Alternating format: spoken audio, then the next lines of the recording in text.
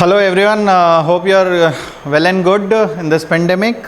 This is Suraj Prakash Singh, Assistant Professor, School of Management Sciences, Varanasi. We have already gone through lots of topics and lots of videos have been already made. Hope you are enjoying all these videos. I hope so, because it gives you clarifications on the basic concepts in a very summarized form. So again, today we are here with a new topic. And today we will discuss about the SEBI and IRDAI, correct? Now let's start with this one. What is SEBI? In the previous classes I have already talked about this money market instruments and from where it has been derived. There I have talked about the capital market, right? Capital market क्या होता है? जो securities के साथ deal करता है, और securities को मैंने बताए थे कि वो क्या है? Shares, debentures, derivatives, mutual funds, etcetera etcetera. अगर इन सब चीज़ों के बारे में अगर बात किया जाए तो ये कहलाते हैं कैपिटल मार्केट के तहत ये सब आते हैं। क्लियर? सो हम कैपिटल मार्केट के बारे में क्यों बात करें? क्योंकि SEBI is directly related with the capital market. अगर हम इसके फुल फॉर्म पर आएँ तो SEBI stands for securities and Exchange Board of India.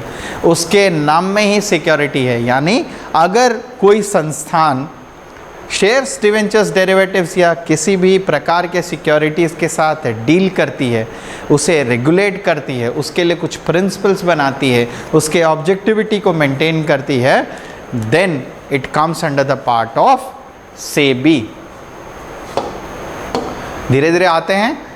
In capital market, the shareholders, bondholders and the brokers are the prime and major players who deals in the securities. मैंने आपको पहले ही कहा कि शेयर होल्डर्स, डिवेंचर होल्डर और main important intermediary वो होते हैं broker. अगर ये लोगों का जब ये प्लेयर्स हैं कैपिटल मार्केट में, इन जाहिर सी बात है they are human beings, and definitely human beings tends to make clerical errors or mischievous things. So in order to उन चीज़ों को रेगुलेट करने के लिए कोई तो बॉडी होनी चाहिए। दैट बॉडी कम्स, ये है SEBI. Clear? So these participants growth, profitability and most important safety. हम इस पे क्यों फोकस कर रहे हैं? सेबी पे, सेफ्टी पे, ताकि हमारा जो रिस्क है वो कम हो जाए, कहीं ना कहीं हम सेफर साइड पर रहें। इन सब चीज़ों को बचाने के लिए किस किस के लिए? ग्रोथ, प्रॉफिटेबिलिटी एंड सेफ्टी, यानी GPS। ठीक है? ये आपको GPS की तरह ही ट्रैक करता है, आपको देखता है, आपको चेकआउट करता है, आपको रेगुलरली वॉच करता है कि आप सही जा रहे हैं कि नहीं। आप मीन्स व्हाट?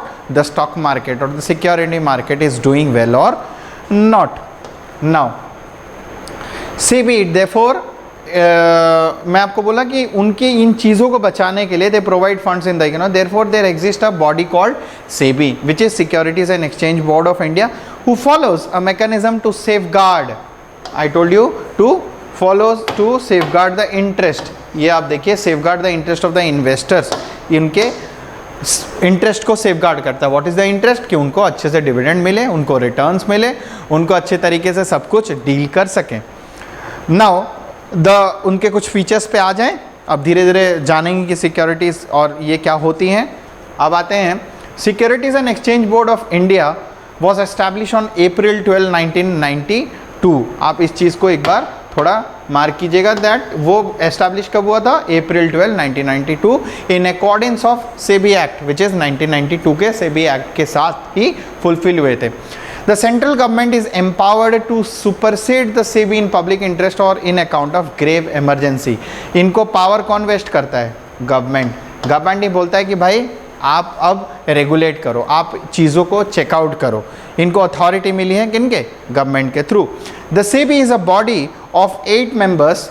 आप इनका स्ट्रक्चर थोड़ा देख सकते हैं। The SEBI is a body of 8 members comprising the chairman, 3 full time members, 1 part time member, 2 officials of the minister. ये उनके स्ट्रक्चर हैं। तो स्ट्रक्चरल पॉइंट ऑफ व्यू से तो हर किसी का हायरार्की रहता है, इनका भी कोई ना कोई hierarchy. All the members except the RBI member are appointed by the government.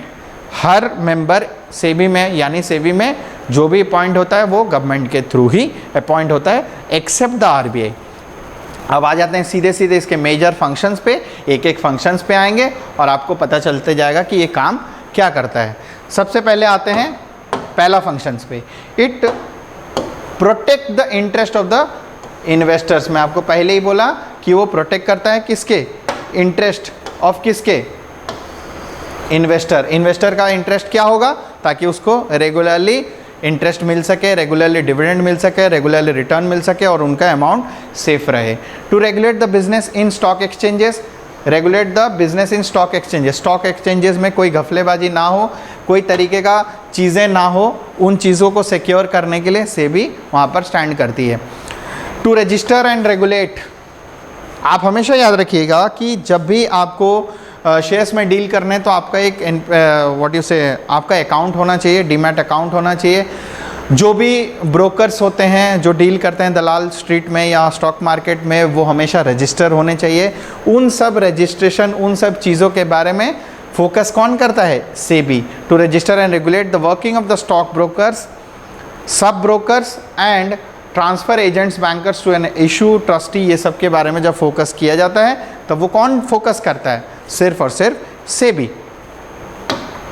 अब बात करते हैं नेक्स्ट फंक्शन पे, to register and regulate the working of the depositories, participants, custodians, वही उनको चेकआउट करना, जो भी डिपॉजिटरीज हैं जो पैसे इन्वेस्ट करें उनके सेफ्टी साइड को चेकआउट करने के लिए भी हम फोकस करते हैं। Then comes to register and regulate the working of the venture capital funds and collective investment funds. ये जो वेंचर कैपिटल होता है कोई स्पेशल इन्वेस्टमेंट, कोई स्पेशल बिजनेस का फंड्स को अगर वो रेगुलेट करके मैनेज करे, रेगुलेट मैनेज मीन्स व्हाट, अच्छे जगह में इन्वेस्ट हो, पैसा रिटर्न मिले, that comes under the collective investment scheme including mutual funds. इन सब चीज़ों को रेगुलेट अगर करे, that comes under the part of the major function of SEBI. To promote and self regulate, to promote and regulate self regulatory organization, ऐसे संस्थाओं को बढ़ावा दे जो इनके तहत आते हैं, जो डील करते हैं सिक्योरिटी। जैसे कार्वी, लेट से कार्वी डील करती है सिक्योरिटीज़ के तौर पर, सिक्योरिटीज़ के साथ डील करती है, उन संस्थाओं के पीछे कौन खड़ा है, सेबी खड़ा है, ताकि उनकी डिफ़िकल्टीज सिचुएशंस में वो उनको कोई ना कोई प्रमोशनल या मोटिवेशनल फैक्टर प्रोवाइड करते रहें। Then comes the part which is then other function is to promote investors education and training of intermediaries of securities market। इनको सबसे पहले इन्वेस्टर्स को अवेयर करवाता है, सब कुछ बताता है कि ये चीज़ें हैं, आपको इन लोगों से डरना चाहिए, इन लोगों से नहीं डरना चाहिए, इनके पास जाएंगे तो आपको इतना। So definitely they are making aware and they are providing the investors education how to make the good amount of portfolios.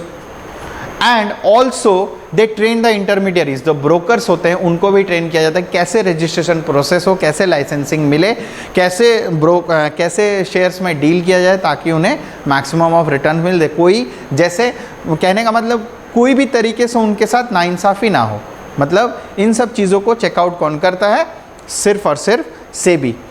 Next, to provide the insider trading, to prohibit the insider trading.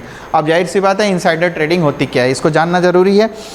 Insider trading normal सा example है, मैं management में हूँ, suppose मेरा एक संस्थान है और मुझे पता है कि कोई ना कोई तरीके से आज मेरा संस्थान का शेयर का दाम है लेट से 100 रुपये और मुझे पता है कि ये कल 200 रुपये होने वाला है, यानी शेयर के दाम बढ़ने वाले हैं।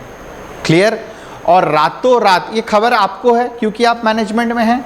क्लियर? आप अगर रातों रात उस शेयर्स को खरीदना चालू कर दिए या फिर खरीद लिए, अगले दिन आपका शेयर का दाम कितना हो जाएगा, 200, यानी सीधे सीधे 100 का प्रॉफिट। ये प्रॉफिट कहाँ मिलेगा, सीधे सीधे आपके जेब में जाएगा। लेकिन ये हुआ कैसे, आपको इनसाइड स्टोरी पता थी, आपको अंदर का बात पता था, ऑलरेडी उस इनसाइडर स्टोरी, उस चीज़ों को आप जानते थे और इसीलिए आप अगले दिन परचेज कर लिए। इन सब चीज़ों को भी प्रोहिबिट करने के लिए सेबी खड़ा है और चेकआउट करता है। To regulate substantial acquisition of the shares and take over of the companies. Take over and acquisition क्या होते हैं? हॉस्टाइल टेक ओवर्स, ये सब क्या क्या होता है? Forceful acquisition. किसी कंपनी के ऊपर अगर हम अपना किसी कंपनी का अगर हम शेयर करते हैं 51% तो वो हमारा हो जाता है, लेकिन कभी कभी हम क्या करते हैं, मैनेजमेंट टेक्निक से उस कंपनी को ओवरकम कर लेते हैं, उस टेक ओवर कर लेते हैं। और वो भी मान लीजिए मतलब वो तरीका ना हो, गलत तरीके से अगर हम टेक ओवर कर लेते हैं, then also it is being checked out by SEBI कि कोई गलत तरीके से किसी को टेक ओवर ना करे, एक्वायर ना करे। So to regulate the substantial acquisition of the shares and take over the companies, it also performs this function. Then to call for information from undertaking inspection, regular inspection होते रहती है, conducting auditing of the stock, mutual funds को check out किया जाता है, इन सब चीज़ों का भी काम सेबी करता है। The SEBI can issue guidelines in respect of information disclosure, operational transparency. हाँ, डिस्क्लोजर किस किस को लेके गाइडलाइंस इशू कर सकता है? कि डिस्क्लोजर को लेके हम शुरू से पढ़े हैं, there is a convention of disclosure that कोई भी कभी भी कंपनी को हर फिनेंशियल स्टेटमेंट जो शेयर होल्डर से डील करता है उसके पूरे आंकलन को, पूरे लेखा जोखा को आपको पब्लिक को बताना ज़रूरी होता है, ताकि वो जान सके कि वो शेयर्स उनके प्ले कैसे कर रहे हैं, कितना प्रॉफिट कमा रहा है। इन सब चीज़ों को लेके जब हम बात करते हैं, उसके लिए भी गाइडलाइंस कौन फॉलो करता है, प्रोवाइड करता है? SEBI. So the SEBI can issue guidelines in respect of transformation information disclosure, बताता है ऑन ट्रांसपेरेंसी रखने के लिए। जाहिर सी बात है, आप जब डिस्क्लोजरिंग करेंगे, सब कुछ बताएंगे, तो लोगों के बीच में ट्रांसपेरेंसी रहेगी, यानी उन्हें भरोसा रहेगा कि ये जो बता रहे हैं क्लियर पिक्चर बता रहे हैं। Transparency means clear picture, showing the clear picture. And investors protection, development of financial institution, pricing of issue, bonus issue, pricing के बारे में इन्वेस्टर्स को प्रोटेक्ट करने के लिए जो कुछ भी गाइडलाइंस SOP फॉरवर्ड किए जाते हैं, सिस्टमैटिक प्रोसीजर्स प्रोवाइड किए जाते हैं संस्थानों को, सिक्योरिटीज़ मार्केट को, स्टॉक मार्केट को, ब्रोकर्स को, ये सब कौन प्रोवाइड करता है? सिर्फ और सिर्फ सेबी। तो हम अगर समराइज वर्जन में देखें तो क्या क्या प्रोवाइड कर सकता है, मैं जितने भी ब्लू टिक्स करूँगा आपको पता चल जाएगा कि वो क्या क्या कर रहा है। सबसे पहले to protect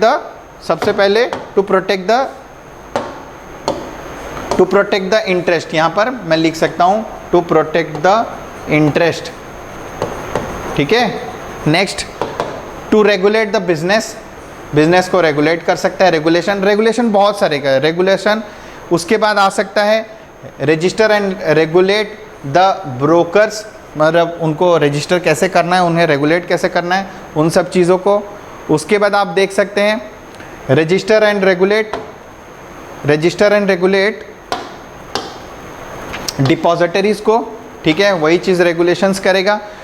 working capital venture funds को रजिस्टर एंड रेगुलेट करेगा। उसके बाद आप आइए, just a sec, sorry for the inconvenience, आप आइए, आ जाओ, राइट, यही दिक्कत, just a sec. Now to promote and self regulatory, छोटे छोटे संस्थान जो डिपेंड करते हैं किसी छोटे छोटे चीज़ों पर, उनको रेगुलेट करने के लिए। To prohibit fraudulent and unfair practices, missing, phishing, ये सब चीज़ों को, फ्रॉडुलेंट प्रैक्टिसेस को, फ्रॉड्स को एबोलिश करने के लिए सेबी का गठन हुआ है और सेबी उसे क्लियर आउट करती है। To promote investors education, investors को अवेयर करवाती है कि आपको क्या करना चाहिए, आपको क्या नहीं करना चाहिए। इनसाइडर ट्रेडिंग को ख़त्म करती है। Acquisition and merger and acquisitions को समहाउ रेगुलेट करती है ताकि कोई हॉस्टाइल टेक ओवर ना हो, कोई ज़बरदस्ती की चीज़ें ना हो।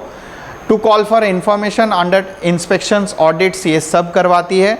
Last but not the least, guidelines बनाती है। जाहिर सी बात है, हर एक का प्रोसीजर्स, नॉर्म्स, रेगुलेशंस होते हैं जिनको फॉलो करना पड़ता है। ये गाइडलाइंस कौन बनाएगा? सेबी। इनको बनाने के बाद हर सिक्योरिटी संस्थान, ब्रोकर सबके पास रहता है, उन्हीं चीज़ को फॉलो करके सिक्योरिटी मार्केट प्ले करता है। So the securities market flow or it plays or it works in a very uninterrupted manner, this is only because of SEBI, जो गवर्नमेंट का एक संस्थान है जिससे जो rules and regulations and policies बनाता है.